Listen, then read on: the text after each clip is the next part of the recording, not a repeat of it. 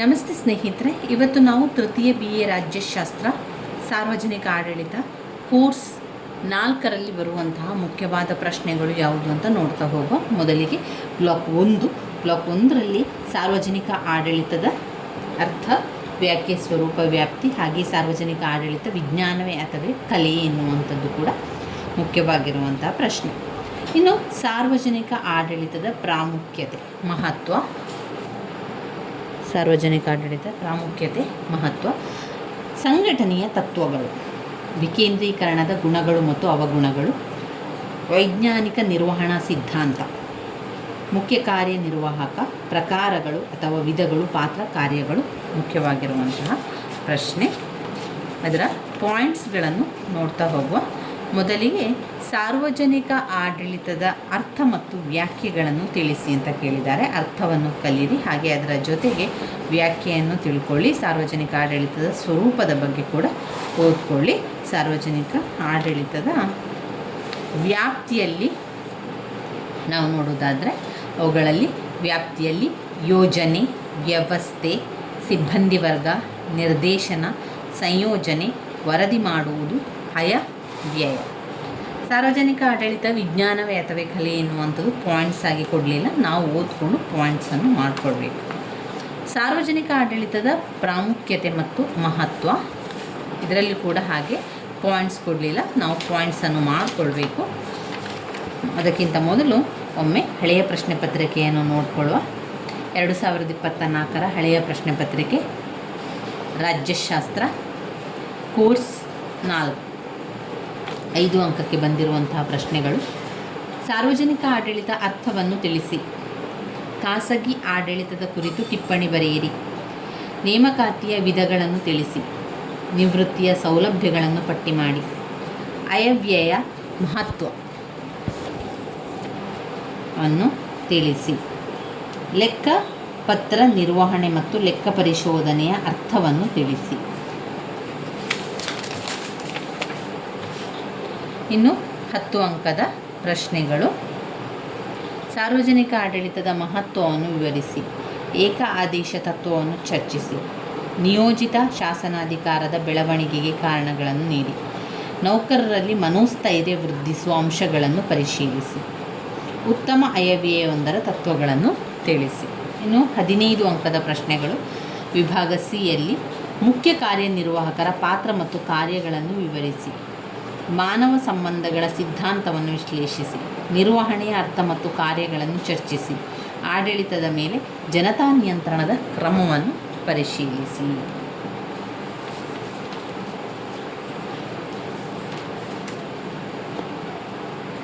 ಸಾರ್ವಜನಿಕ ಆಡಳಿತದ ಪ್ರಾಮುಖ್ಯತೆ ಅಥವಾ ಮಹತ್ವ ಮುಖ್ಯವಾಗಿರುವಂಥ ಪ್ರಶ್ನೆ. ಅದರ ಪಾಯಿಂಟ್ಸ್ಗಳನ್ನು ಹೇಳ್ತಾ ಹೋಗ್ತೇನೆ. ಇಲ್ಲಿ ನಾನು ಓದ್ಕೊಂಡು ಪಾಯಿಂಟ್ಸ್ಗಳನ್ನು ಮಾಡಿಕೊಂಡಿರುವಂಥದ್ದು. ನೀವು ಇದನ್ನು ಒಮ್ಮೆ ಓದ್ಕೊಂಡು ನಿಮಗೆ ಯಾವುದು ಮುಖ್ಯವಾಗಿ ಪಾಯಿಂಟ್ಸ್ ಆಗಿ ತಗೊಳ್ಬೋದು ಅಂತ ಇರುವಂಥದ್ದನ್ನು ಪಾಯಿಂಟ್ಸ್ ಆಗಿ ಮಾಡಿಕೊಳ್ಳಿ.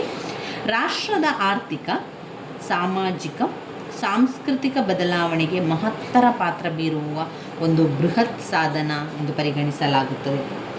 ರಾಷ್ಟ್ರದ ಬೆನ್ನೆಲುಬು ಎಂದು ಪರಿಗಣಿಸಬಹುದು. ಸಮಾಜದ ಉದ್ದೇಶಿತ ಗುರಿ ಮತ್ತು ಅವುಗಳನ್ನು ಕಾರ್ಯಗತಗೊಳಿಸುವ ಹಾಗೂ ಮುಂದೆ ಬರಬಹುದಾದ ವಿಷಮ ಪರಿಸ್ಥಿತಿಯನ್ನು ಎದುರಿಸಿ ಸಮಾಜವನ್ನು ಮುನ್ನಡೆಸಿಕೊಂಡು ಹೋಗುವ ಜವಾಬ್ದಾರಿ ಆಡಳಿತದ ಮೇಲೆ ಇರುತ್ತದೆ. ಸರಕಾರದ ನೀತಿಯನ್ನು ಯಶಸ್ವಿಯಾಗಿ ಕಾರ್ಯಗತಗೊಳಿಸುತ್ತದೆ. ಶಾಸಕಾಂಗಕ್ಕೆ ಸಹಾಯ ಮಾಡುತ್ತದೆ. ಸಂಸ್ಕೃತಿಯ ಉಳಿವು, ಬಡವರ ಶೋಷಣೆ ತಡೆಗಟ್ಟುವುದು, ಸಾಮಾಜಿಕ ನ್ಯಾಯ ದೊರಕಿಸುವುದು, ಗುಂಪುಗಳ ನಡುವೆ ಸಮನ್ವಯ ಸಾಧಿಸುವುದು, ಸುಖಿ ರಾಜ್ಯ ಸ್ಥಾಪಿಸಿ ಪ್ರತಿಯೊಬ್ಬರೂ ಸುಖ ಶಾಂತಿ ಇರುವಂತೆ ನೋಡಿಕೊಳ್ಳುವುದು, ಗುಂಪುಗಳ ನಡುವೆ ಸಾಮರಸ್ಯ, ಪ್ರಜೆಗಳ ಹಿತ ರಕ್ಷಿಸುವುದು, ಸರ್ವತೋಮುಖ ಅಭಿವೃದ್ಧಿಗೆ ಸಹಕಾರ, ಸರ್ಕಾರದ ಧ್ಯೇಯ ಧೋರಣೆಗಳು. ಇವಿಷ್ಟು ಸಾರ್ವಜನಿಕ ಆಡಳಿತದ ಪ್ರಾಮುಖ್ಯತೆ ಅಥವಾ ಮಹತ್ವದಲ್ಲಿ ನಾವು ಬರೀಬೇಕಾಗಿರುವಂಥದ್ದು. ಇನ್ನು ಸಂಘಟನೆಯ ತತ್ವಗಳು. ಇದರಲ್ಲಿ 3 ತತ್ವಗಳು: ಶ್ರೇಣಿ ಸೂತ್ರ ಅಥವಾ ಸ್ಕೇಲರ್ ಪದ್ಧತಿ, ಏಕ ಆದೇಶ, ನಿಯಂತ್ರಣ, ವ್ಯಾಪ್ತಿ. ಮೊದಲಿಗೆ ನೀವು ಸಂಘಟನೆಯ ಅರ್ಥವನ್ನು ಓದ್ಕೊಳ್ಬೇಕು. ಸಂಘಟನೆಯ ಅರ್ಥ ಮತ್ತು ವ್ಯಾಖ್ಯೆಗಳು. ನಂತರ ಸಂಘಟನೆಯ ಬಗೆಗಳು, ಅದರಲ್ಲಿ ಔಪಚಾರಿಕ ಸಂಘಟನೆ, ಹಾಗೆ ಅನೌಪಚಾರಿಕ ಸಂಘಟನಾ ವ್ಯವಸ್ಥೆ. ಅನೌಪಚಾರಿಕ ವ್ಯವಸ್ಥೆ ಸಂಘಟನೆಯ ತತ್ವದಲ್ಲಿ ಅಧಿಕಾರ ಮತ್ತು ಜವಾಬ್ದಾರಿ, ಅಧಿಕಾರ ಶ್ರೇಣಿ, ನಿಯಂತ್ರಣ ವ್ಯಾಪ್ತಿ, ಅಧಿಕಾರ ನಿಯೋಜನೆ, ಸಂಘಟನೆ ಮತ್ತು ವಿಘಟನೆ, ಏಕ ಆದೇಶ ತತ್ವ, ಕೇಂದ್ರೀಕರಣ ಮತ್ತು ವಿಕೇಂದ್ರೀಕರಣ, 8 ಸಂಯೋಜನೆ.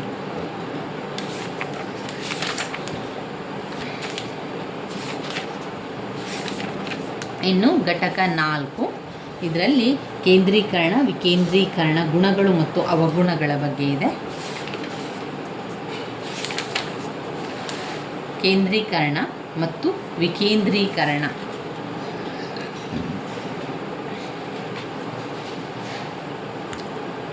ಕೇಂದ್ರೀಕರಣ ಮತ್ತು ವಿಕೇಂದ್ರೀಕರಣವು ಆಡಳಿತ ವ್ಯವಸ್ಥೆಯ ಒಂದು ಪ್ರಮುಖ ತತ್ವಗಳಾಗಿದೆ. ಕೇಂದ್ರೀಕರಣವೆಂದರೆ ನಿರ್ಣಯ ತೆಗೆದುಕೊಳ್ಳುವ ಅಧಿಕಾರವು ಉನ್ನತ ಹಂತದ ಮುಖ್ಯ ಕಾರ್ಯನಿರ್ವಾಹಕನಲ್ಲಿದ್ದು, ಅಧೀನ ಅಧಿಕಾರಿಗಳು ಸಂಸ್ಥೆಯ ಮುಖ್ಯಸ್ಥನೊಂದಿಗೆ ಸಮಸ್ಯೆಗಳನ್ನು ಬಗೆಹರಿಸಿಕೊಳ್ಳುವಂತಿದ್ದರೆ ಅದನ್ನು ಕೇಂದ್ರೀಕರಣವೆನ್ನುವರು. ಅಧಿಕಾರವೆಲ್ಲವೂ ವಿವಿಧ ಹಂತಗಳಲ್ಲಿ ಹಲವಾರು ಅಧಿಕಾರ ಹುದ್ದೆಗಳಲ್ಲಿ ಹಂಚಿಕೆಯಾಗಿದ್ದರೆ ಅದನ್ನು ವಿಕೇಂದ್ರೀಕರಣ ವ್ಯವಸ್ಥೆ ಎಂದು ಕರೆಯಬಹುದು. ವಿಕೇಂದ್ರೀಕರಣದ ಗುಣಗಳು ಮತ್ತು ಅವಗುಣಗಳು ಪ್ರಶ್ನೆಗಳು ಬಂದಿರುವಂಥದ್ದು. ಮೊದಲಿಗೆ ಅದನ್ನು ನೋಡ್ಕೊಳ್ತಾ ಹೋಗೋ ಪಾಯಿಂಟ್ಸ್ ರೀತಿಯಲ್ಲಿ ಕೊಟ್ಟಿದ್ದಾರೆ. ಅದರಲ್ಲಿ ನಾವು ಚಿಕ್ಕದಾಗಿ ಒಂದು ಪಾಯಿಂಟ್ಸನ್ನು ಆಯ್ಕೆ ಮಾಡಿಕೊಳ್ಬೇಕು. ಕಾರ್ಯಭಾರ ಕಡಿಮೆಯಾಗುವುದು, ಅಧಿಕಾರದ ಕೇಂದ್ರೀಕರಣ ತಪ್ಪುವುದು, ಜನತೆಯ ಆಸಕ್ತಿಯನ್ನು ಹೆಚ್ಚಿಸುವುದು, ಕಾರ್ಯ ವಿಳಂಬವನ್ನು ತಡೆಗಟ್ಟಿ ಶೀಘ್ರ ನಿರ್ಣಯ ಕೈಗೊಳ್ಳಲು ಅನುಕೂಲವಾಗುವುದು. ವಿಕೇಂದ್ರೀಕರಣವು ಜನತೆಯ ಆಸಕ್ತಿಯನ್ನು ಹೆಚ್ಚಿಸುವುದು, ಜನತೆಯ ಸಹಭಾಗಿತ್ವಕ್ಕೆ ಹೆಚ್ಚು ಅವಕಾಶವಿರುವುದು, ಆದುದರಿಂದ ಇದು ಹೆಚ್ಚು ಪ್ರಜಾಸತ್ತಾತ್ಮಕವಾದುದು. ನಾಯಕತ್ವದ ಗುಣಗಳನ್ನು ಬೆಳೆಸಲು ಸಾಧ್ಯವಾಗುತ್ತದೆ. ವಿವಿಧ ಪ್ರದೇಶಗಳ ಪರಿಸ್ಥಿತಿಗೆ ಅನುಗುಣವಾಗಿ ಆಡಳಿತಾತ್ಮಕ ಧೋರಣೆಗಳನ್ನು ಮತ್ತು ಕಾರ್ಯಕ್ರಮಗಳನ್ನು ಕೈಗೊಳ್ಳಲು ಸಾಧ್ಯವಾಗುವುದು. ಪ್ರಜಾಸತ್ತೆಯ ಪ್ರಗತಿಗೆ ಉತ್ತಮ ಅವಕಾಶ ಕಲ್ಪಿಸುವುದು. ವಿಕೇಂದ್ರೀಕರಣದ ಅವಗುಣಗಳು ಆಡಳಿತದಲ್ಲಿ ಏಕರೂಪದ ಧೋರಣೆ ಮತ್ತು ವಿಧಾನಗಳನ್ನು ಅನುಸರಿಸಲು ಸಾಧ್ಯವಾಗುವುದಿಲ್ಲ. ಈ ಪದ್ಧತಿಯಲ್ಲಿ ಆಡಳಿತ ವಿವಿಧ ಘಟಕಗಳಲ್ಲಿ ಸಮನ್ವಯತೆ ಇರುವುದಿಲ್ಲ. ನಿಯಂತ್ರಣ ಮತ್ತು ಸಂಯೋಜನೆಯ ಕಾರ್ಯಗಳನ್ನು ಕಠಿಣಗೊಳಿಸುವುದು. ವಿಕೇಂದ್ರೀಕರಣದಲ್ಲಿ ಕಾರ್ಯಗಳು ಇಮ್ಮಡಿಗೊಳ್ಳುವುದರಿಂದ ಇದು ಹೆಚ್ಚು ವೆಚ್ಚದಾಯಕ. ವಿಶಾಲವಾದ ರಾಷ್ಟ್ರೀಯ ಧೋರಣೆಗಳನ್ನು ಏಕರೂಪತೆಯಿಂದ ರಚಿಸುವುದು ಕಠಿಣವಾಗುವುದು. ಕೆಳ ಆಡಳಿತ ಹಂತಗಳಲ್ಲಿ ಅಧಿಕಾರ ದುರುಪಯೋಗಕ್ಕೆ ಅವಕಾಶವಾಗುತ್ತದೆ. ಇವುಗಳು ವಿಕೇಂದ್ರೀಕರಣದ ಅವಗುಣಗಳಾಗಿದೆ. ಇನ್ನು ಬರುವಂತಹ ಘಟಕ 5 ಸಂಘಟನೆಯ ಸಿದ್ಧಾಂತಗಳು. 3 ಸಿದ್ಧಾಂತಗಳಿದೆ. ಯಾಂತ್ರಿಕ ಸಿದ್ಧಾಂತ ಅಥವಾ ಸಾಂಪ್ರದಾಯಿಕ ಸಿದ್ಧಾಂತ, ವೈಜ್ಞಾನಿಕ ನಿರ್ವಹಣಾ ಸಿದ್ಧಾಂತ, ಮಾನವ ಸಂಬಂಧ ಸಿದ್ಧಾಂತ. ಸಂಘಟನೆಯ ಅರ್ಥವನ್ನು ತಿಳ್ಕೊಳ್ಳಿ, ನಂತರ ಸಂಘಟನೆಯ ಸಿದ್ಧಾಂತಗಳನ್ನು ಬರೆಯುವಂಥದ್ದು. 3 ಸಂಘಟನೆ ಇದೆ, ಅದರಲ್ಲಿ 3 ಸಿದ್ಧಾಂತಗಳಿದೆ. ನಂತರ ಅದರಲ್ಲಿ 5 ಅಂಕಕ್ಕೆ ವೈಜ್ಞಾನಿಕ ನಿರ್ವಹಣಾ ಸಿದ್ಧಾಂತವನ್ನು ಕೇಳಿದ್ದಾರೆ. ಪಾಯಿಂಟ್ಸ್ ರೀತಿಯಲ್ಲಿಲ್ಲ, ನಾವು ಅದನ್ನು ಒಮ್ಮೆ ಓದ್ಕೊಂಡು ಪಾಯಿಂಟ್ಸ್ ರೀತಿಯಲ್ಲಿ ಮಾಡಿಕೊಡ್ಬೇಕು. ಕಾರ್ಯನಿರ್ವಾಹಕ ವಿಧಗಳು ಅಥವಾ ಪ್ರಕಾರಗಳು. ಮುಖ್ಯ ಕಾರ್ಯನಿರ್ವಾಹಕನ ಅರ್ಥವನ್ನು ಕೂಡ ಬರೀಬೇಕು. ಮೊದಲಿಗೆ ಕಾರ್ಯನಿರ್ವಾಹಕನ ವಿಧಗಳು ಅಥವಾ ಪ್ರಕಾರಗಳಲ್ಲಿ ನಾವು ನೋಡೋದಾದರೆ, ಅಮೇರಿಕಾ ಸಂಯುಕ್ತ ಸಂಸ್ಥಾನದಲ್ಲಿರುವ ಅಧ್ಯಕ್ಷೀಯ ಕಾರ್ಯಾಂಗ ಪದ್ಧತಿ, ಇಂಗ್ಲೆಂಡ್ ಮತ್ತು ಭಾರತದಲ್ಲಿರುವ ಸಂಸದೀಯ ಕಾರ್ಯಾಂಗ ಪದ್ಧತಿ, ಸ್ವಿಟ್ಜರ್ಲೆಂಡ್ನಲ್ಲಿರುವ ಬಹುತ್ವ ಕಾರ್ಯಾಂಗ ಪದ್ಧತಿ. ಮುಖ್ಯ ಕಾರ್ಯನಿರ್ವಾಹಕನ ಅರ್ಥವನ್ನು ತಿಳ್ಕೊಳ್ಬೇಕು. ಮುಖ್ಯ ಕಾರ್ಯನಿರ್ವಾಹಕ ಸಾರ್ವಜನಿಕ ಆಡಳಿತದಲ್ಲಿ ಪ್ರಮುಖ ಸ್ಥಾನವನ್ನು ಹೊಂದಿರುತ್ತಾನೆ. ಆಡಳಿತದ ಪ್ರಮುಖ ಅತ್ಯುನ್ನತ ಸ್ಥಾನದಲ್ಲಿರುವ ವ್ಯಕ್ತಿಯನ್ನು ಮುಖ್ಯ ಕಾರ್ಯನಿರ್ವಾಹಕ ಎನ್ನಲಾಗಿದೆ.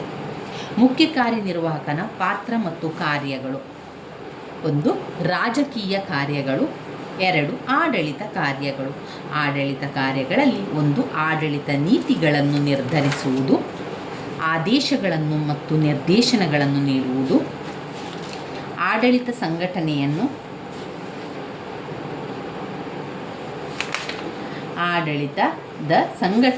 ನಿರ್ಧರಿಸುವುದು, ಸಿಬ್ಬಂದಿ ವರ್ಗದವರ ನೇಮಕ ಹಾಗೂ ಅಧಿಕಾರದಿಂದ ತೆಗೆದುಹಾಕುವುದು, ಸಮನ್ವಯ ಏರ್ಪಡಿಸುವುದು, ಸಾರ್ವಜನಿಕ ಹಣಕಾಸಿನ ನಿಯಂತ್ರಣ, ತನಿಖೆ, ನಿಯಂತ್ರಣ ಮತ್ತು ವಿಚಾರಣೆ, ಸಾರ್ವಜನಿಕ ಸಂಪರ್ಕ. ಇವಿಷ್ಟು ಬ್ಲಾಕ್ 1ರಲ್ಲಿ ನಾವು ಓದಬೇಕಾಗಿರುವಂಥ ಮುಖ್ಯವಾದಂತಹ ಪ್ರಶ್ನೆಗಳು. ಹಳೆಯ ಪ್ರಶ್ನೆ ಪತ್ರಿಕೆಗಳನ್ನು ನೋಡಿಕೊಂಡು ಅದರಲ್ಲಿ ಪದೇ ಪದೇ ಬಂದಿರುವಂತಹ ಪ್ರಶ್ನೆಗಳನ್ನು ಗುರುತು ಹಾಕ್ಕೊಂಡಿರುವಂಥದ್ದು. ಇನ್ನು ನಾವು ನೋಡುವಂಥದ್ದು ಬ್ಲಾಕ್ 2ರಲ್ಲಿ ಯಾವ ಪ್ರಶ್ನೆಗಳು ಮುಖ್ಯವಾದ ಪ್ರಶ್ನೆಗಳು, ಹಾಗೆಯೇ ಅವುಗಳ ಪಾಯಿಂಟ್ಸ್ಗಳನ್ನು ಕೂಡ ನೋಡ್ತಾ ಹೋಗುವ.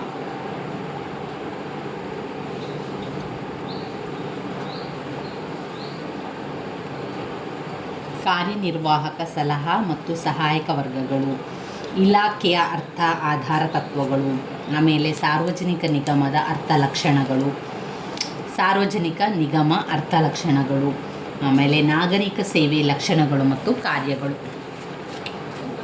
ನಾವು ಮುಖ್ಯವಾದ ಪ್ರಶ್ನೆಗಳ ಪಾಯಿಂಟ್ಸ್ಗಳನ್ನು ನೋಡ್ತಾ ಹೋಗೋಣ. ಸಲಹಾ ವರ್ಗ 15 ಅಂಕಕ್ಕೆ ಬಂದಿರುವಂತಹ ಪ್ರಶ್ನೆ.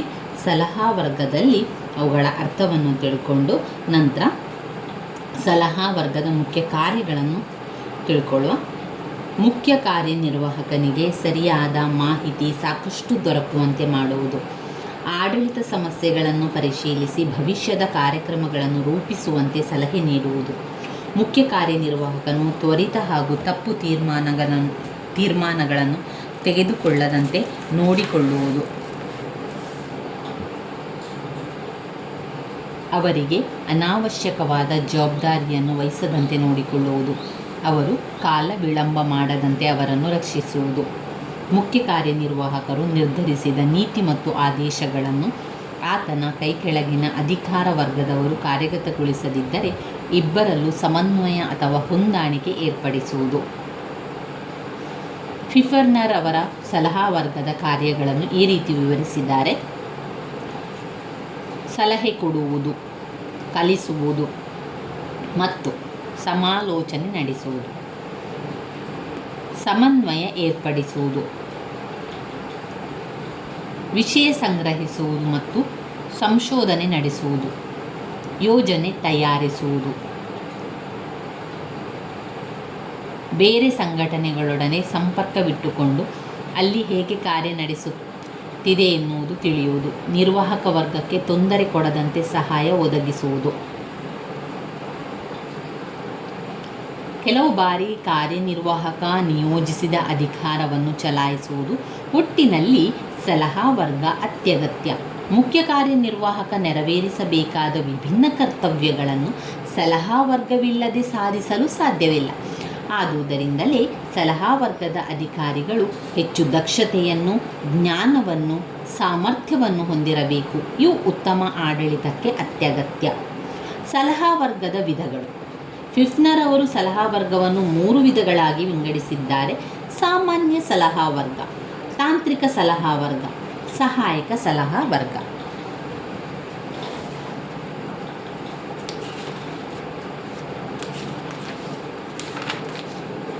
ಇನ್ನು ಘಟಕ 8 ಇಲಾಖಾ ಸಂಘಟನೆಯ ಆಧಾರ ತತ್ವಗಳು. ಇಲಾಖಾ ಸಂಘಟನೆಯ ಆಧಾರ ತತ್ವಗಳು 15 ಅಂಕಕ್ಕೆ ಬಂದಿರುವಂತಹ ಪ್ರಶ್ನೆ.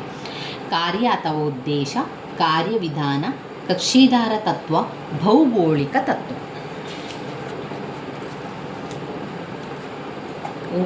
ಇಲಾಖಾ ಆಂತರಿಕ ಸಂಘಟನೆ, ಉನ್ನತ ಕಾರ್ಯನಿರ್ವಾಹಕ, ಮಧ್ಯಮ ನಿರ್ವಾಹಕ ಹಂತ ಹಾಗೆ ಕೆಳದರ್ಜೆಯ ಸಿಬ್ಬಂದಿ.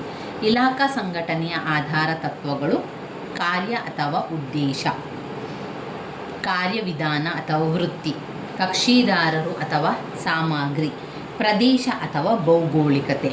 ಕಾರ್ಯ ಅಥವಾ ಉದ್ದೇಶ, ಕಾರ್ಯ ವಿಧಾನ, ಕಕ್ಷಿದಾರ ತತ್ವ, ಭೌಗೋಳಿಕ ತತ್ವ. ಇನ್ನು ಇದನ್ನು ಓದ್ಕೊಳ್ಳಿ. ಬ್ಯೂರೋ ಮತ್ತು ಮಂಡಳಿ ಪ್ರಕಾರದ ಇಲಾಖೆಗಳು, ಇವುಗಳ ಅನುಕೂಲ ಮತ್ತು ಅನಾನುಕೂಲತೆಗಳನ್ನು ಓದ್ಕೊಳ್ಳಿ ಸ್ನೇಹಿತರೆ. ಇನ್ನು ಘಟಕ 9 ಇದರಲ್ಲಿ ಸಾರ್ವಜನಿಕ ನಿಗಮಗಳ ಲಕ್ಷಣಗಳಿದೆ.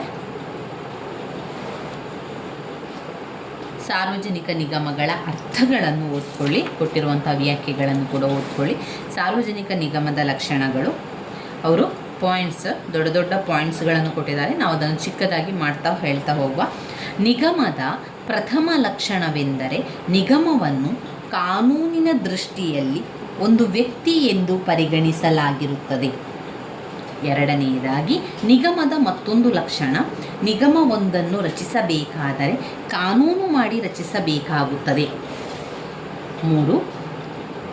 ಮೂರನೆಯ ಲಕ್ಷಣ, ವ್ಯಾಪಾರ ಮಾಡುವ ಏಕೈಕ ಉದ್ದೇಶದಿಂದ ನಿಗಮವನ್ನು ಸ್ಥಾಪಿಸಿದ್ದಾಗಿಯೂ ಸಹ ಅದರ ಮುಖ್ಯ ಉದ್ದೇಶವು ಜನಗಳ ಸೇವೆಯನ್ನು ಮಾಡುವುದೇ ಆಗಿರುತ್ತದೆ ಹೊರತು ಲಾಭ ಗಳಿಸುವುದಲ್ಲ. ನಾಲ್ಕನೆಯದು, ನಿಗಮಗಳಲ್ಲಿ ಕೆಲಸ ಮಾಡುತ್ತಿರುವ ನೌಕರರುಗಳನ್ನು ಸರಕಾರಿ ನೌಕರಗಳು ಎಂದು ಪರಿಗಣಿಸಲಾಗುವುದಿಲ್ಲ. ಉದಾಹರಣೆಗೆ, ಇಂಡಿಯನ್ ಏರ್ಲೈನ್ ನಿಗಮದಲ್ಲಿ ಕರ್ತವ್ಯ ನಿರ್ವಹಿಸುತ್ತಿರುವ ಎಂತಹ ಉನ್ನತ ಉದ್ಯೋಗಿಯಾಗಲಿ ಸರ್ಕಾರದ ನೌಕರ ಎನಿಸಲಾರ.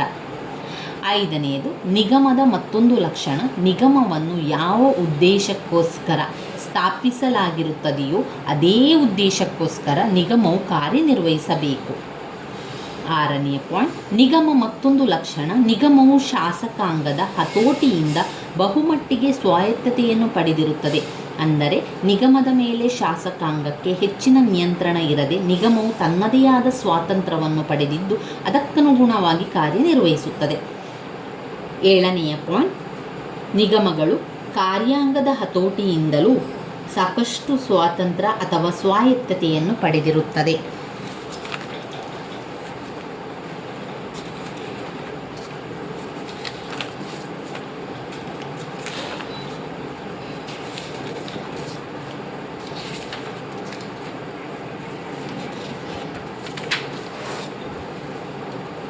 ಘಟಕ 10 ಕೇಂದ್ರ ಸ್ಥಾನ ಮತ್ತು ಕೇಂದ್ರ ಕಾರ್ಯಾಲಯಗಳು.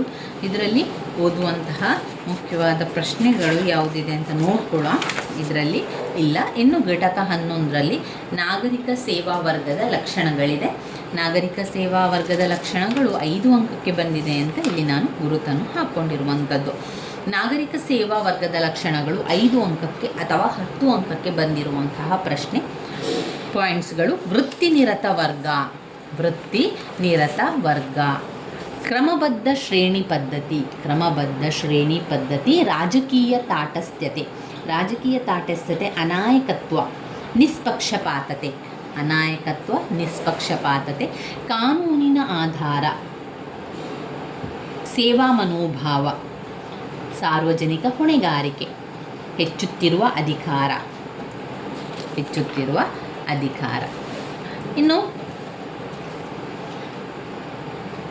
ನಾಗರಿಕ ಸೇವಾ ವರ್ಗದ ಕಾರ್ಯಗಳು ಮತ್ತು ಪಾತ್ರಗಳನ್ನು ತಿಳಿಸಿ. ನಾಗರಿಕ ಸೇವಾ ವರ್ಗದ ಕಾರ್ಯಗಳು ಮತ್ತು ಪಾತ್ರಗಳು, ಅದರಲ್ಲಿ ಮೊದಲನೆಯದಾಗಿ ಸಲಹೆ ನೀಡುವುದು. 2, ಕಾನೂನುಗಳನ್ನು ಜಾರಿಗೊಳಿಸುವುದು. ನೀತಿ ನಿರೂಪಣೆ, ನಿಯೋಜಿತ ಶಾಸನ. ಆಡಳಿತಾತ್ಮಕ ನ್ಯಾಯ ತೀರ್ಮಾನ, ಆಡಳಿತ ಸುಧಾರಣೆ ಮತ್ತು ಪಾತ್ರ. ಇನ್ನು ಬರುವಂಥದ್ದು ಘಟಕ 12. ಘಟಕ 12ರಲ್ಲಿ ನಾವು ಯಾವುದನ್ನು ಓದ್ಕೊಳ್ಳುವಂಥದ್ದು ಇಲ್ಲಿ ಯಾವುದೂ ಇಲ್ಲ. ಇನ್ನು ಬರುವಂಥದ್ದು ಬ್ಲಾಕ್ 3.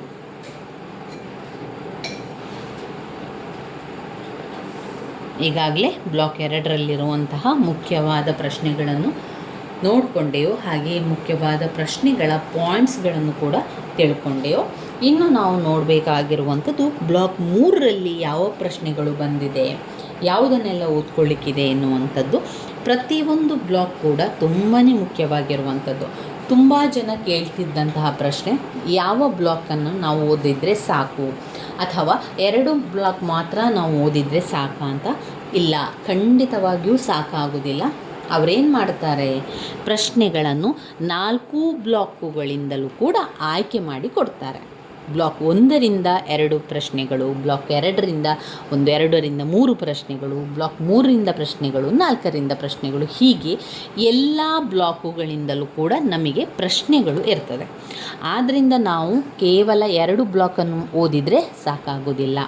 ನೀವೇನು ಮಾಡಬೇಕು, ಅದಕ್ಕೆ ಎಲ್ಲ ಬ್ಲಾಕುಗಳಲ್ಲಿ ಇಂಪಾರ್ಟೆಂಟ್ ಆಗಿರುವಂತಹ ಪ್ರಶ್ನೆಗಳನ್ನು ಮೊದಲಿಗೆ ಓದ್ಕೊಳ್ಳಿ. ಮೊದಲಿಗೆ ನೀವು ಬ್ಲಾಕ್ 1ರಿಂದ 2 ಪ್ರಶ್ನೆಗಳನ್ನು ಆಯ್ಕೆ ಮಾಡಿಕೊಂಡು ಕಲಿಯಿರಿ.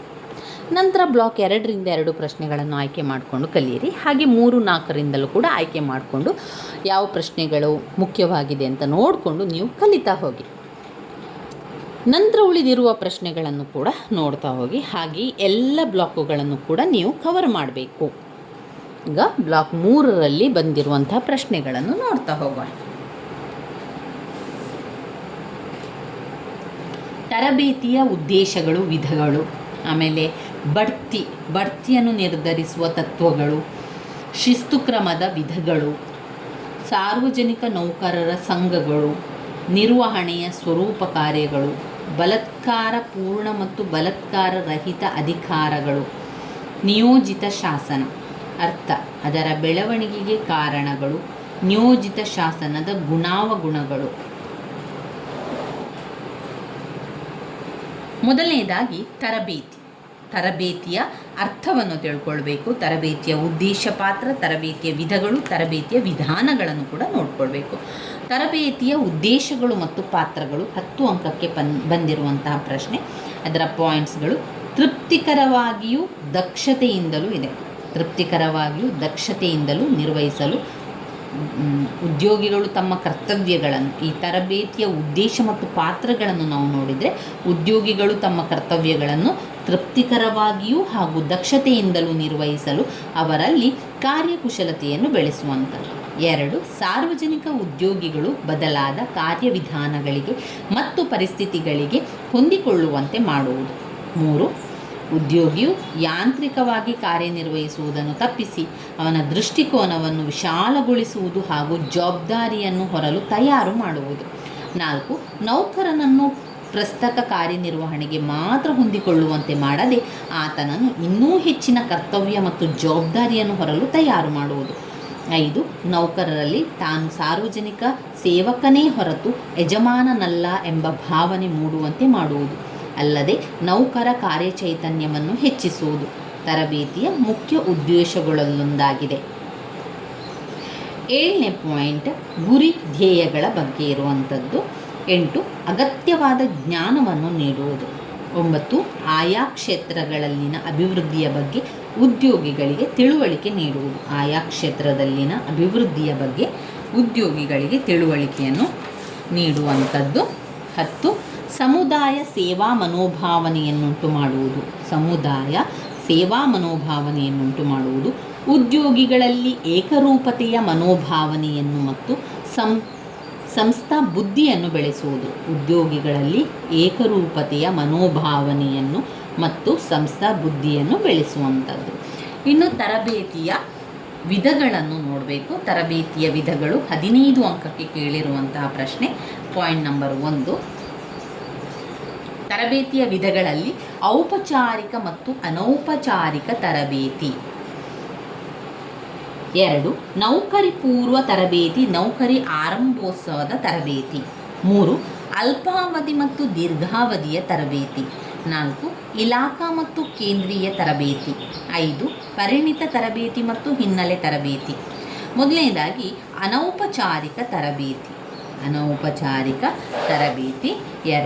ಔಪಚಾರಿಕ ತರಬೇತಿ. ಅದರಲ್ಲಿ 2ನೆಯ ಪಾಯಿಂಟ್ ನೌಕರಿ ಪೂರ್ವ ಮತ್ತು ನೌಕರಿಯ ಆರಂಭೋತ್ಸವದ ತರಬೇತಿ. 3ನೇದು ನೌಕರಿ ಪೂರ್ವ ತರಬೇತಿ, ನೌಕರಿ ಆರಂಭೋತ್ಸವದ ತರಬೇತಿ. ನೌಕರಿಯಲ್ಲಿನ ತರಬೇತಿ: ಅಲ್ಪಾವಧಿ ಮತ್ತು ದೀರ್ಘಾವಧಿಯ ತರಬೇತಿ, ಇಲಾಖಾ ಮತ್ತು ಕೇಂದ್ರೀಯ ತರಬೇತಿ, ಪರಿಣಿತ ತರಬೇತಿ ಮತ್ತು ಹಿನ್ನೆಲೆ ತರಬೇತಿ. ಅದನ್ನು ಪ್ರತ್ಯೇಕವಾಗಿ ನಾವು ಒಂದೊಂದು ಪಾಯಿಂಟ್ಸನ್ನು ಇಟ್ಕೊಂಡು ತರಬೇತಿಯನ್ನಾಗಿ ಬರಿತಾ ಹೋಗ್ಬೋದು. ಇನ್ನು ತರಬೇತಿಯ ವಿಧಾನಗಳು. ತರಬೇತಿಯ ವಿಧಾನಗಳಲ್ಲಿ ಅನುಭವದ ತರಬೇತಿ. 2, ಬೋಧನೆಯ ತರಬೇತಿ. 3, ಸಂವಹನದ ಮೂಲಕ ತರಬೇತಿ. 4, ಸಮ್ಮೇಳನ ಅಥವಾ ವಿಚಾರಗೋಷ್ಠಿಯ ತರಬೇತಿ. ಇವಿಷ್ಟು ತರಬೇತಿಯ ವಿಧಾನಗಳಾಗಿದೆ. ಇನ್ನು ಬರುವಂಥದ್ದು ಘಟಕ 14 ಬಡ್ತಿಯ ಅರ್ಥ ಮತ್ತು ವ್ಯಾಖ್ಯೆಗಳನ್ನು ಓದ್ಕೊಳ್ಬೇಕು. ಮೊದಲಿಗೆ ಬಡ್ತಿಯ ಅರ್ಥ ಮತ್ತು ವ್ಯಾಖ್ಯೆಗಳನ್ನು ಓದ್ಕೊಂಡ ನಂತರ ಬಡ್ತಿಗೆ ಬೇಕಾದಂಥ ಅರ್ಹತೆಗಳನ್ನು ಓದ್ಕೊಳ್ಬೇಕು. ಬಡ್ತಿಗೆ ಬೇಕಾದಂತಹ ಅರ್ಹತೆಗಳು: ಸೇವಾ ಹಿರಿತನ, ಮತ್ತು ಅರ್ಹತೆ ಎರಡು ಮುಖ್ಯವಾಗಿ ಬೇಕಾಗಿರುವಂಥದ್ದು. ವೈಯಕ್ತಿಕ ಅರ್ಹತೆಗಳು ಮತ್ತು ಸೇವಾ ಹಿರಿತನ. ಬಡ್ತಿಯನ್ನು ನಿರ್ಧರಿಸುವ ತತ್ವಗಳು ಮುಖ್ಯವಾಗಿ ಎರಡು: ಸೇವಾ ಹಿರಿತನ ಮತ್ತು ಅರ್ಹತೆ. ಸೇವಾ ಹಿರಿತನ ಮತ್ತು ಅರ್ಹತೆ. ಅರ್ಹತೆಗಳಲ್ಲಿ ಶಿಕ್ಷಣದ ಮಟ್ಟ, ದೈಹಿಕ ಸಾಮರ್ಥ್ಯ, ತರಬೇತಿ, ಅನುಭವ ಇದೆಲ್ಲ ಗುಣಗಳು. ಸೇವಾ ಹಿರಿತನದಲ್ಲಿ ನಾವು ಬಡ್ತಿಗೆ ಅರ್ಹತೆಯನ್ನು ನಿರ್ಧರಿಸುವಾಗ ಸೇವಾ ಹಿರಿತನವನ್ನು ಪರಿಗಣನೆಗೆ ತೆಗೆದುಕೊಳ್ಳಬೇಕು. ಬಡ್ತಿ ಎಂದರೆ ಕೆಳಗಿನ ಹುದ್ದೆಯಿಂದ ಅದರ ಸಮೀಪದಲ್ಲಿರುವ ಮೇಲಿನ ಹುದ್ದೆಗೆ ಏರಿಸುವುದು ಎಂದಾಗುವಂಥದ್ದು.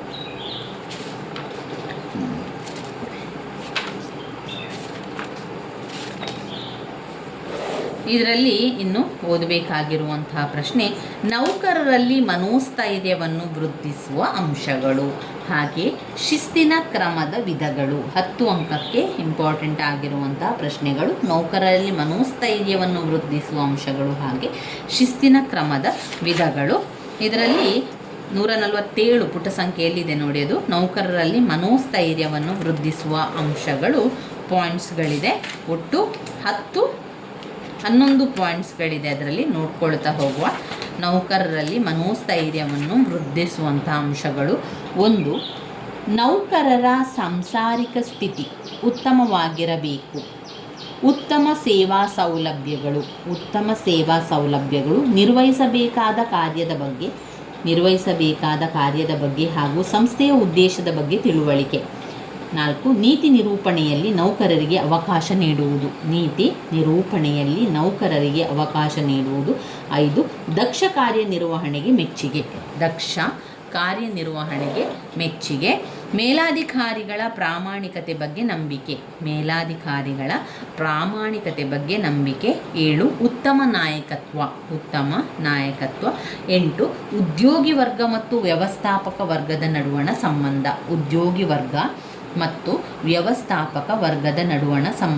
9. ದೂರು ನಿರ್ವಹಣಾ ವ್ಯವಸ್ಥೆ.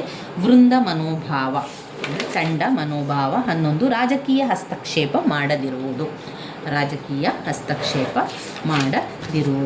ಆಮೇಲೆ ಶಿಸ್ತು ಅಂತ ಬಂದಾಗ, ಕಾರಣಗಳಿಗಾಗಿ ನೌಕರರ ಮೇಲೆ ಶಿಸ್ತಿನ ಕ್ರಮವನ್ನು ತೆಗೆದುಕೊಳ್ಳುವಂಥದ್ದು ಯಾವುದು? ಕರ್ತವ್ಯದತ್ತ ಗಮನ ಹರಿಸದಿರುವುದು, ಸೋಮಾರಿತನ, ಅಜಾಗರೂಕತೆ, ಕಾರ್ಯಾಲಸ್ಯ, ಆಸ್ತಿಗೆ ಹಾನಿ ಉಂಟು ಮಾಡುವುದು ಅಥವಾ ನಾಶಪಡಿಸುವುದು, ಅದಕ್ಷತೆ, ಅವಿಧೇಯತೆ, ರಾಜಕೀಯ ಚಟುವಟಿಕೆಯ ವಿರುದ್ಧದ ನಿಯಮವು ಸೇರಿದಂತೆ ಇತರ ನಿಯಮಗಳ ಅಥವಾ ಕಾನೂನುಗಳ ಉಲ್ಲಂಘನೆ, ಮದ್ಯಪಾನ ಹವ್ಯಾಸ, ಅನೈತಿಕತೆ, ಪ್ರಾಮಾಣಿಕತೆಯ ಕೊರತೆ, ಅಂಗೀಕೃತ ಆಚಾರ ಸಂಹಿತೆಯ ಉಲ್ಲಂಘನೆ, ಸಾಲ ಹಿಂದಿರುಗಿಸುವಲ್ಲಿ ವಿಫಲನಾಗುವುದು, ಲಂಚ ಕೇಳುವುದು, ಸ್ವೀಕರಿಸುವುದು, ಬೇಕೆಂದೇ ಕಾನೂನು ಅನುಷ್ಠಾನಕ್ಕೆ ತರುವುದನ್ನು ಉಪೇಕ್ಷಿಸುವುದು, ಅಧಿಕಾರಿಯ ವರ್ತನೆ ಈ ಸ್ಥಾನಕ್ಕೆ ಅರ್ಹವಲ್ಲದ ರೀತಿಯಲ್ಲಿರುವಂಥದ್ದು. ಶಿಸ್ತಿನ ಕ್ರಮ ಜರುಗಿಸುವ ವಿಧಾನಗಳು: ಅನೌಪಚಾರಿಕ ಶಿಸ್ತಿನ ಕ್ರಮಗಳು ಮತ್ತು ಔಪಚಾರಿಕ ಶಿಸ್ತಿನ ಕ್ರಮಗಳು.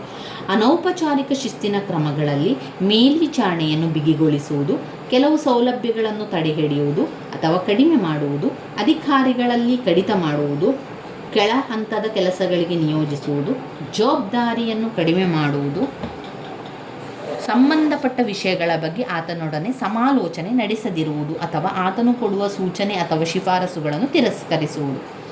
ಔಪಚಾರಿಕ ಶಿಸ್ತಿನ ಕ್ರಮಗಳು: ಛೀಮಾರಿ ಹಾಕುವುದು, ಬಡ್ತಿ ಅಥವಾ ಇನ್ಕ್ರಿಮೆಂಟ್ ತಡೆಹಿಡಿಯುವುದು, ಹಿಂಬಡ್ತಿ ನೀಡುವುದು, ಕೆಳದರ್ಜೆಗೆ ಇಳಿಸುವುದು, ದಂಡ ಹಾಕುವುದು, ಕಡ್ಡಾಯ ನಿವೃತ್ತಿ, ವಜಾ ಮಾಡುವುದು. ಶಿಸ್ತು ಕ್ರಮವನ್ನು ಜರುಗಿಸುವಂತಹ ವಿಧಾನಗಳು: ಅದರಲ್ಲಿ 1. ನೇಮಕ ಮಾಡಿದ ಅಧಿಕಾರಿಗಿಂತ ಕೆಳದರ್ಜೆಯ ಅಧಿಕಾರ ಅವನನ್ನು ಹಿಂಬಡ್ತಿ ಮಾಡುವ ಅಥವಾ ವಜಾ ಮಾಡುವ ಅಧಿಕಾರ ಹೊಂದಿಲ್ಲ. ಇಲಾಖಾ ನಿಯಮಾವಳಿಯಲ್ಲಿ ಸೂಚಿಸಿದ ಕಾರಣಗಳಿಲ್ಲದೆ ಬೇರಾವ ಕಾರಣಗಳಿಗಾಗಿ ನೌಕರನನ್ನು ದಂಡಿಸುವಂತಿಲ್ಲ. ನೌಕರನಿಗೆ ತನ್ನನ್ನು ಸಮರ್ಥಿಸಿಕೊಳ್ಳಲು ಅವಕಾಶವಿರಬೇಕು. ನೌಕರನ ತಪ್ಪನ್ನು ಅಥವಾ ಅವನ ಮೇಲಿನ ಅಪರಾಧಗಳನ್ನು ಆ ನೌಕರನಿಗೆ ಲಿಖಿತ ರೂಪದಲ್ಲಿ ತಿಳಿಸದೆ ಶಿಕ್ಷೆ ವಿಧಿಸುವಂತಿಲ್ಲ. ವಿಚಾರಣೆಯ ನಂತರ ಅದಕ್ಕೆ ಸಂಬಂಧಿಸಿದ ವರದಿಯನ್ನು ನೌಕರನಿಗೆ ಕೊಟ್ಟು ತನ್ನ ಪರವಾಗಿ ವಾದಿಸಿಕೊಳ್ಳಲು ಮತ್ತೊಂದು ಅವಕಾಶ ಕೊಡಬೇಕು. ನೌಕರನ ಮೇಲೆ ಶಿಸ್ತು ಕ್ರಮ ತೆಗೆದುಕೊಂಡರೆ ನ್ಯಾಯಾಲಯಕ್ಕೆ ಅಥವಾ ನ್ಯಾಯಮಂಡಳಿಗೆ ಮೊರೆ ಹೋಗುವ ಅವಕಾಶವನ್ನು ಕಲ್ಪಿಸಿಕೊಡಬೇಕು.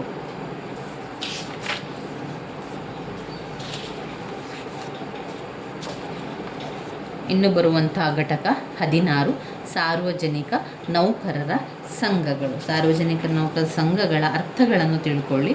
ನಂತರ ಅದರಲ್ಲಿ ನೌಕರರ ಸಂಘಗಳ ಉದ್ದೇಶ ಮತ್ತು ಗುರಿಗಳನ್ನು ಓದ್ಕೊಳ್ಬೇಕು. ಸಾರ್ವಜನಿಕ ನೌಕರರ ಸಂಘದ ಹಕ್ಕುಗಳಲ್ಲಿ ಸಂಘ ಸ್ಥಾಪನೆಯ ಹಕ್ಕು, ಸಂಯೋಜನೆಯ ಹಕ್ಕು, ಮುಷ್ಕರದ ಹಕ್ಕು, ರಾಜಕೀಯ ಹಕ್ಕು, ಪ್ರಭಾವ ಬೀರುವ ಹಕ್ಕು, ಇವಿಷ್ಟು ಅದರಲ್ಲಿರುವಂಥದ್ದನ್ನು ಕಾಣ್ಬೋದು.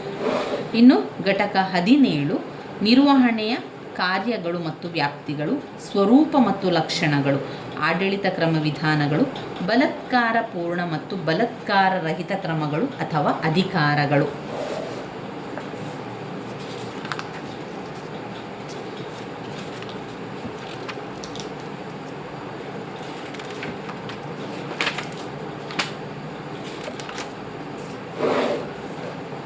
ಸ್ವರೂಪ ಮತ್ತು ಲಕ್ಷಣಗಳನ್ನು ನೋಡಿಕೊಳ್ಳುವ. ನಿರ್ವಹಣೆಯ ಕೆಲಸ ಮಾಡುವ ಸ್ವರೂಪ ಮತ್ತು ಲಕ್ಷಣಗಳಲ್ಲಿ ಮುಖ್ಯವಾದ ಲಕ್ಷಣಗಳು: ನಿರ್ವಹಣೆ ಒಂದು ವಿಶ್ವವ್ಯಾಪಿ ಪ್ರಕ್ರಿಯೆಯಾಗಿದೆ.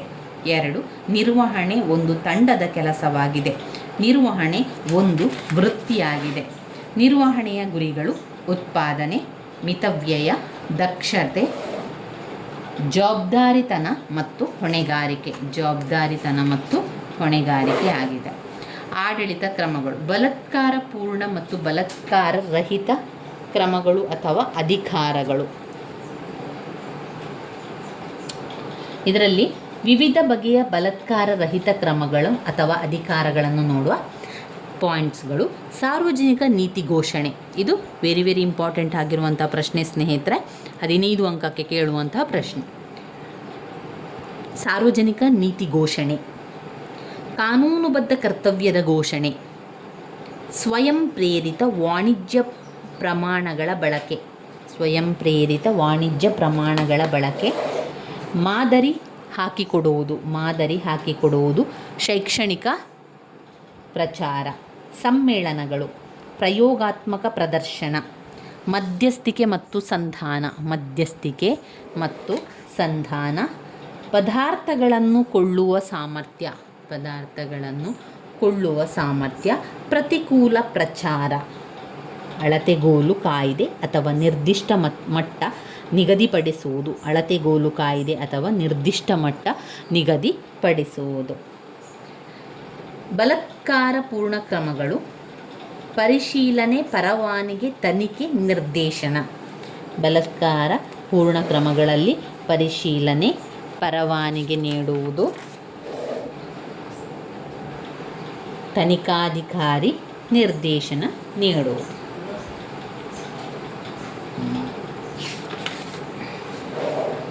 ಇನ್ನು ಘಟಕ 18.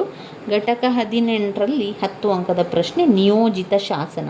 ನಿಯೋಜಿತ ಶಾಸನಾಧಿಕಾರದ ಬೆಳವಣಿಗೆಗೆ ಕಾರಣಗಳು, ನಿಯೋಜಿತ ಶಾಸನಾಧಿಕಾರದ ಗುಣಗಳು ಅಥವಾ ಉಪಯೋಗಗಳು, ನಿಯೋಜಿತ ಶಾಸನಾಧಿಕಾರದ ಅವಗುಣಗಳು ಅಥವಾ ದೋಷಗಳು, ನಿಯೋಜಿತ ಶಾಸನದ ದುರುಪಯೋಗದ ವಿರುದ್ಧ ರಕ್ಷಣೆಗಳು. ನಿಯೋಜಿತ ಶಾಸನದ ಅರ್ಥ ಮತ್ತು ವ್ಯಾಖ್ಯೆಗಳನ್ನು ತಿಳ್ಕೊಳ್ಬೇಕು. ನಿಯೋಜಿತ ಶಾಸನಾಧಿಕಾರದ ಬೆಳವಣಿಗೆಗೆ ಕಾರಣಗಳು: 1, ಶಾಸಕಾಂಗದ ಕಾರ್ಯಭಾರದ ಒತ್ತಡ ಮತ್ತು ಕಾಲಾಭಾವ. 2, ವೈಜ್ಞಾನಿಕ ಮತ್ತು ತಾಂತ್ರಿಕ ಬೆಳವಣಿಗೆ. 3, ಸಮಾಜದಲ್ಲಿ ಆಗುತ್ತಿರುವ ಬದಲಾವಣೆಗಳು. 4, ಅನಿರೀಕ್ಷಿತ ಘಟನೆಗಳು ಜರುಗುವಿಕೆ ಅಥವಾ ತುರ್ತು ಪರಿಸ್ಥಿತಿ ಎದುರಿಸುವುದು. ನಿಯೋಜಿತ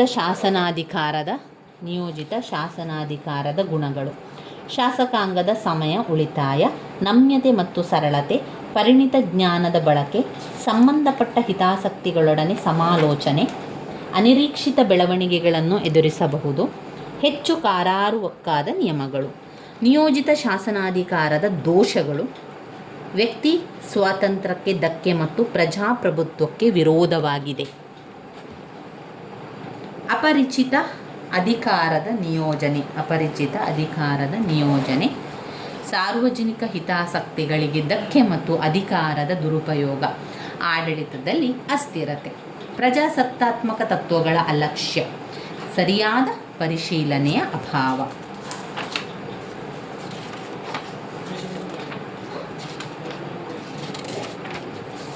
ಇವಿಷ್ಟು ಈಗ ನಾವು ನೋಡಿರುವಂಥದ್ದು ಇವಿಷ್ಟು ಬ್ಲಾಕ್ 3ರಲ್ಲಿ ನಾವು ಓದಬೇಕಾಗಿರುವಂತಹ ಪ್ರಶ್ನೆಗಳು. ನೀವು ಪ್ರತಿಯೊಂದು ಬ್ಲಾಕ್ಗಳಲ್ಲಿ ಮೊದಲು 15 ಅಂಕದ ಪ್ರಶ್ನೆಗಳನ್ನು ಆಯ್ಕೆ ಮಾಡಿಕೊಳ್ಳಿ. ಓದ್ಕೊಳ್ಬೇಕಾದ್ರೆ ನೀವು ಮೊದಲಿಗೆ 15 ಅಂಕದ ಪ್ರಶ್ನೆಗಳನ್ನು ಆಯ್ಕೆ ಮಾಡಿಕೊಂಡು ಅದರ ಪಾಯಿಂಟ್ಸ್ಗಳನ್ನು ಸರಿಯಾಗಿ ಕಲಿತುಕೊಳ್ಳಿ. ಬಾಯ್ಪಾಠ ಮಾಡಿ ಆದರೂ ಕಲೀರಿ, ಇಲ್ಲ ಅರ್ಥ ಮಾಡ್ಕೊಂಡಾದರೂ ಕಲೀರಿ. ಒಟ್ಟಿನಲ್ಲಿ ಮೊದಲಿಗೆ 15 ಅಂಕದ ಪ್ರಶ್ನೆಗಳನ್ನು ಕಲಿತುಕೊಳ್ಳಿ. ಬ್ಲಾಕ್ 1ರಿಂದ 15 ಅಂಕ, ಬ್ಲಾಕ್ 2ರಿಂದ 15 ಅಂಕ, ಬ್ಲಾಕ್ 3ರಿಂದ 4ರಿಂದ ಎಲ್ಲ ಬ್ಲಾಕಿನಿಂದಲೂ ಕೂಡ 15 ಅಂಕದ ಪ್ರಶ್ನೆಯನ್ನು ಮೊದಲಿಗೆ ಆಯ್ಕೆ ಮಾಡಿಕೊಂಡು ಓದ್ಕೊಳ್ಳಿ. ಅದಾದ ಮೇಲೆ 10 ಅಂಕದ ಪ್ರಶ್ನೆಗಳನ್ನು ಆಯ್ಕೆ ಮಾಡಿಕೊಂಡು ಓದ್ಕೊಳ್ಳಿ. ನಂತರ 5 ಅಂಕದ ಪ್ರಶ್ನೆಗಳನ್ನು ಆಯ್ಕೆ ಮಾಡಿಕೊಂಡು ಓದ್ಕೊಳ್ಳಿ. ಅದೇ ರೀತಿಯಲ್ಲಿ ಎಲ್ಲ ಬ್ಲಾಕಿಂದಲೂ ಕೂಡ ಆಯ್ಕೆಯನ್ನು ಮಾಡ್ತಾ ಓದ್ತಾ ಹೋದರೆ ನಮಗೆ ಎಲ್ಲ ಬ್ಲಾಕುಗಳನ್ನು ಕೂಡ ಕವರ್ ಮಾಡಲಿಕ್ಕೆ ಸಾಧ್ಯ ಆಗ್ತದೆ. ಇನ್ನು ನಾವು ನೋಡುವಂಥದ್ದು ಬ್ಲಾಕ್ 4. ಬ್ಲಾಕ್ 4ರಲ್ಲಿ ಯಾವ ಪ್ರಶ್ನೆಗಳು ಬಂದಿದೆ, ಮುಖ್ಯವಾದ ಪ್ರಶ್ನೆಗಳು ಯಾವುದಿದೆ, ಹಾಗೆ ಅದರ ಪಾಯಿಂಟ್ಸ್ಗಳನ್ನು ಕೂಡ ಕಲಿತಾ ಹೋಗಬೇಕು. ಬ್ಲಾಕ್ 4ರಲ್ಲಿ ಸಾರ್ವಜನಿಕ ಆಡಳಿತದ ಮೇಲೆ ಶಾಸನೀಯ ನಿಯಂತ್ರಣದ ವಿಧಾನಗಳು, ನ್ಯಾಯಾಂಗದ ನಿಯಂತ್ರಣದ ತಂತ್ರಗಳು, ಜನತಾ ನಿಯಂತ್ರಣ ತಂತ್ರಗಳು, ಮಿತಿಗಳು, ಹಣಕಾಸಿನ ಆಡಳಿತದ ಅರ್ಥ ಪ್ರಾಮುಖ್ಯತೆ, ಉತ್ತಮ ಆಯವ್ಯಯ ಪಠ್ಯ ತತ್ವ, ಆಮೇಲೆ ಲೆಕ್ಕಪತ್ರ, ಲೆಕ್ಕ ಶೋಧನೆ, ಮಹಾಲೆಕ್ಕ ಪರಿಶೋಧಕ ಕಾರ್ಯಗಳು ಮತ್ತು ಹಣಕಾಸಿನ ಆಡಳಿತದಲ್ಲಿ ಆತನ ಪಾತ್ರ.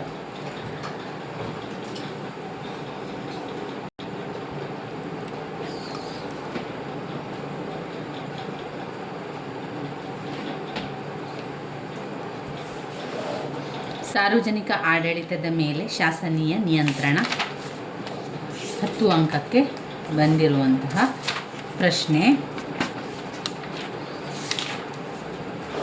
ಇಲ್ಲಿದೆ ನೋಡಿ, ಪುಟ ಸಂಖ್ಯೆ 216ರಲ್ಲಿದೆ. ಸಾರ್ವಜನಿಕ ಆಡಳಿತದ ಮೇಲೆ ಶಾಸನೀಯ ನಿಯಂತ್ರಣ. ಪಾಯಿಂಟ್ಸ್ಗಳನ್ನು ಓದ್ತಾ ಹೋಗು. ಎಷ್ಟು ಪಾಯಿಂಟ್ಸ್ಗಳಿದೆ? ಒಟ್ಟು 6 ಪಾಯಿಂಟ್ಸ್ಗಳಿದೆ.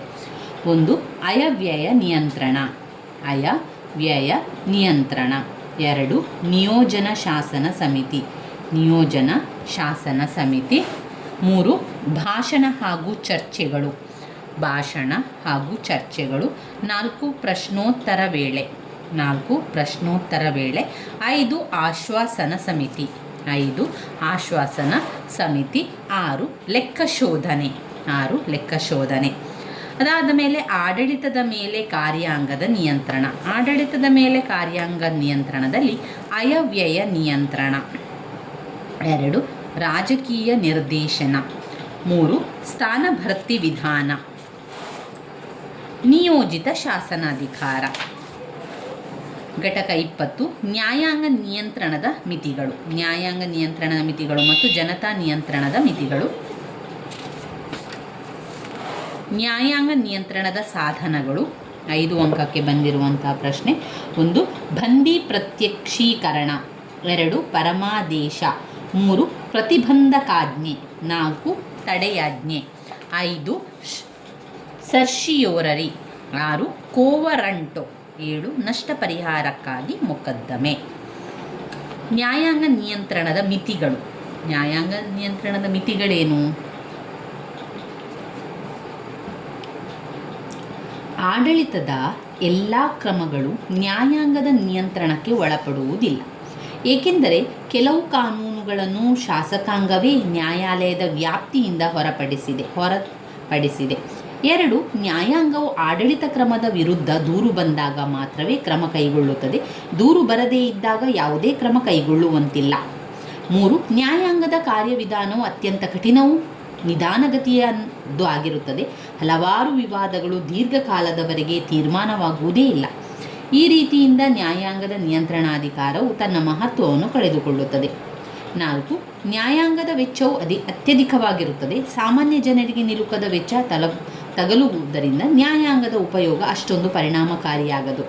5 ನ್ಯಾಯಾಂಗದ ಎಲ್ಲ ಮೊಕದ್ದಮೆಗಳನ್ನು ಕೇವಲ ಕಾನೂನಿನ ದೃಷ್ಟಿಯಿಂದ ಮಾತ್ರ ನೋಡುತ್ತದೆ. ಆದ್ದರಿಂದ ಒಂದು ವೇಳೆ ಕಾನೂನಿನಲ್ಲಿ ದೋಷವಿದ್ದಲ್ಲಿ ನ್ಯಾಯ ತೀರ್ಪುಗಳು ದೋಷಪೂರಿತವಾಗಿರುತ್ತದೆ. ಇನ್ನು ಬರುವಂಥ ಪ್ರಶ್ನೆ ಜನತಾ ನಿಯಂತ್ರಣದ ಸಾಧನಗಳು. ಜನತಾ ನಿಯಂತ್ರಣದ ಸಾಧನಗಳಲ್ಲಿ ಒಂದು ಚುನಾವಣೆಯ ಪದ್ಧತಿ, 2 ಹಿಂದಕ್ಕೆ ಕರೆಸಿಕೊಳ್ಳುವುದು, 3 ಸಲಹಾ ಸಮಿತಿಗಳು, 4 ಒತ್ತಡ ಗುಂಪುಗಳು, 5 ಸಾರ್ವಜನಿಕ ಸಂಬಂಧಗಳು, 6 ಸಂಪರ್ಕ ಸಾಧನಗಳು. ಘಟಕ 21 ಹಣಕಾಸು ಆಡಳಿತದ ಸ್ವರೂಪ, ಹಣಕಾಸು ಆಡಳಿತದ ಪ್ರಾಮುಖ್ಯತೆ, ಆಯವ್ಯಯ ಪಟ್ಟಿಯ ಪ್ರಾಮುಖ್ಯತೆ. ಹಣಕಾಸು ಆಡಳಿತ ಅರ್ಥವನ್ನು ತಿಳ್ಕೊಳ್ಳಿ, ಅದಾದ ಮೇಲೆ ಹಣಕಾಸು ಆಡಳಿತ ಸ್ವರೂಪವನ್ನು ನೋಡ್ಕೊಳ್ಬೇಕು. ಅದರಲ್ಲಿ ಅವರು ಪಾಯಿಂಟ್ಸ್ ರೀತಿಯಲ್ಲಿ ಕೊಡಲಿಲ್ಲ, ನಾವೇ ಓದ್ತಾ ಹೋಗಬೇಕು. ಅದರಲ್ಲಿ ಹಣಕಾಸು ಆಡಳಿತದ ಪ್ರಾಮುಖ್ಯತೆಯನ್ನು ಕೂಡ ಹಾಗೆ. ಇನ್ನು ಆಯವ್ಯಯ ಪಟ್ಟಿಯ ಅರ್ಥಗಳನ್ನು ಓದ್ಕೊಳ್ಳಿ, ಅದರ ಆಯವ್ಯಯ ಪಟ್ಟಿಯ ತತ್ವಗಳನ್ನು ತಿಳ್ಕೊಳ್ಳುವ. ಆಯವ್ಯಯ ಪಟ್ಟಿಯ ತತ್ವಗಳು ಪಾಯಿಂಟ್ಸ್ಗಳನ್ನು ಕೊಟ್ಟಿದ್ದಾರೆ. ಆಯವ್ಯಯ ತಯಾರಿಸುವಲ್ಲಿ ಕಾರ್ಯಾಂಗದ ಜವಾಬ್ದಾರಿ, ಆಯವ್ಯಯ ತಯಾರಿಸುವಲ್ಲಿ ಕಾರ್ಯಾಂಗದ ಜವಾಬ್ದಾರಿ. 2 ಸಮತೋಲನದ ಅಯವ್ಯಯ, ಸಮತೋಲನದ ಅಯವ್ಯಯ. 3 ನಗದು ಹಣದ ಆಧಾರದ ಮೇಲಿನ ಅಂದಾಜು, ನಗದು ಹಣದ ಆಧಾರದ ಮೇಲಿನ ಅಂದಾಜು. 4 ಅಯವ್ಯಯವನ್ನು ಸ್ಥೂಲ ವರಮಾನದ ಮೇಲೆ ರೂಪಿಸಬೇಕೇ ಹೊರತು ನಿವ್ವಳ ವರಮಾನದ ಆಧಾರದ ಮೇಲಲ್ಲ.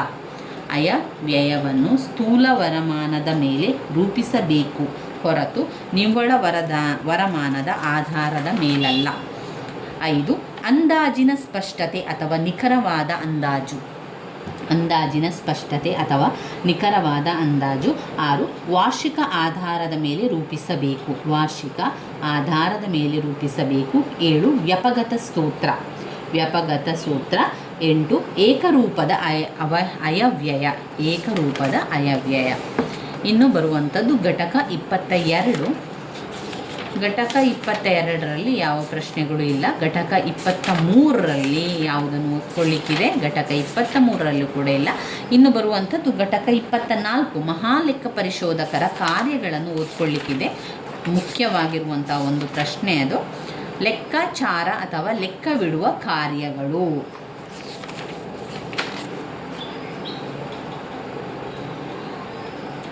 ಲೆಕ್ಕಾಚಾರ ಮತ್ತು ಲೆಕ್ಕ ಪರಿಶೀಲನೆ ಎರಡೂ ಕೇಂದ್ರ ಸರ್ಕಾರಕ್ಕೆ ಸೇರಿದ ವಿಷಯಗಳು. ಮಹಾನಿರ್ದೇಶಕ ಹಾಗೂ ಲೆಕ್ಕಪಾಲಕ ಶಾಸನಬದ್ಧ ಹಕ್ಕುಗಳನ್ನು ಹಾಗೂ ಕರ್ತವ್ಯವನ್ನು ಈ ಎರಡು ವಿಷಯಗಳ ಮೇಲೆ ಚಲಾಯಿಸುವುದರ ಜೊತೆಗೆ ನಿಯಂತ್ರಣ, ಪರಿಶೀಲನೆ ಮಾಡುತ್ತಾನೆ. ಕೇಂದ್ರ ಹಾಗೂ ರಾಜ್ಯಗಳಿಗೆ ಸಂಬಂಧಿಸಿದ ಹಣಕಾಸು ವ್ಯವಹಾರವನ್ನು ಸಂಪೂರ್ಣವಾಗಿ ನೋಡಿಕೊಳ್ಳುವ ವ್ಯಕ್ತಿಯ ಮಹಾನಿಯಂತ್ರಕ ಹಾಗೂ ಲೆಕ್ಕ ಪರಿಶೋಧಕ. ಪಾಯಿಂಟ್ ನಂಬರ್ 1, ಮಹಾನಿಯಂತ್ರಕನ ಕೇಂದ್ರ ಕಚೇರಿ ಡೆಲ್ಲಿಯಲ್ಲಿರುವುದು ಗೊತ್ತಿರುವ ವಿಷಯ ಆಗಿದೆ. ಅದೇ ರೀತಿ ಈತನ ಅಧೀನ ಅಧಿಕಾರಿಗಳ ಕಚೇರಿ ಪ್ರತಿ ರಾಜ್ಯಗಳ ಕೇಂದ್ರದಲ್ಲಿರುತ್ತದೆ, ಅಂದರೆ ಅಕೌಂಟೆಂಟ್ ಜನರಲ್ ರವರ ಕಚೇರಿ. ಜೊತೆಗೆ ಈ ವಿಷಯದಲ್ಲಿ ಪರಿಣಿತ ತಂಡ ಕೂಡ ಇರುತ್ತದೆ. ವಿಶೇಷ ತಜ್ಞರು, ಅಕೌಂಟೆಂಟ್ ಜನರಲ್, ಪೋಸ್ಟ್ ಮತ್ತು ಟೆಲಿಗ್ರಾಫ್ ಇನ್ನೂ ಇತರ ಮಹಾನಿಯಂತ್ರಕರಿಗೆ ಕಾರ್ಯನಿರ್ವಹಿಸುವಲ್ಲಿ ಸಹಾಯ ಮಾಡುತ್ತಾರೆ. 2 ಮಹಾನಿಯಂತ್ರಕರು ಲೆಕ್ಕ ವ್ಯವಸ್ಥೆಯನ್ನು ಕೇಂದ್ರ ಹಾಗೂ ರಾಜ್ಯಗಳ ನಡುವೆ ಇಡುವ ಬಗ್ಗೆ ಸಾಕಷ್ಟು ತರಬೇತಿ ಹಾಗೂ ತಿಳುವಳಿಕೆ ಹಾಗೂ ನಿರ್ದೇಶನವನ್ನು ನೀಡುತ್ತಾರೆ. ಲೆಕ್ಕ ವ್ಯವಸ್ಥೆಯನ್ನು ಅಚ್ಚುಕಟ್ಟಾಗಿ ಇಡುವ ರೀತಿ ನೀತಿಯನ್ನು ತಿಳಿಸಿಕೊಡುತ್ತಾರೆ. ಇದೇ ರೀತಿ ಸರಕಾರಕ್ಕೆ ಸಂಬಂಧಿಸಿದ ಆದಾಯ, ಖರ್ಚು ವೆಚ್ಚ ಸಂಬಂಧಿಸಿದ ದೀರ್ಘ ವರದಿಗಳು, ರಾಜ್ಯದ ಆದಾಯ ಹಾಗೂ ಖರ್ಚು ವೆಚ್ಚದ ಲೆಕ್ಕಪತ್ರಗಳನ್ನು ಸರಕಾರಕ್ಕೆ ನೀಡುತ್ತಾನೆ. 4 ಅಂತಿಮವಾಗಿ ಆತನ ಹೆಸರು ಸೂಚಿಸುವಂತೆ ಮಹಾನಿಯಂತ್ರಕ ಹಾಗೂ ಲೆಕ್ಕಶೋಧಕ ಇಡೀ ದೇಶದ ಆದಾಯ ಮತ್ತು ವೆಚ್ಚಕ್ಕೆ ಸಂಬಂಧಿಸಿದ ವಿವರವಾದ ಪಟ್ಟಿ, ಆಡಿಟ್ ರಿಪೋರ್ಟನ್ನು ವರ್ಷದ ಕೊನೆಯಲ್ಲಿ ಸಂಸತ್ತಿನಲ್ಲಿ ಮಂಡಿಸುತ್ತಾನೆ. ಈ ವರದಿ ಬಗ್ಗೆ ಸಾರ್ವಜನಿಕ ಲೆಕ್ಕ ಸಮಿತಿ ದೀರ್ಘ ಅಧ್ಯಯನ ನಡೆಸಿ ತನ್ನದೇ ಆದ ಸ್ವತಂತ್ರ ವರದಿಯನ್ನು ನೀಡುತ್ತದೆ. ಲೆಕ್ಕ ಪರಿಶೀಲನೆ ಮಾಡುವಂಥದ್ದು. ಲೆಕ್ಕಾಚಾರದ ಜೊತೆಗೆ ಲೆಕ್ಕ ಪರಿಶೀಲನೆಯ ಮೇಲ್ವಿಚಾರವು ಮಹಾನಿಯಂತ್ರನಿಗೆ ಸೇರಿದ್ದಾಗಿರುತ್ತದೆ.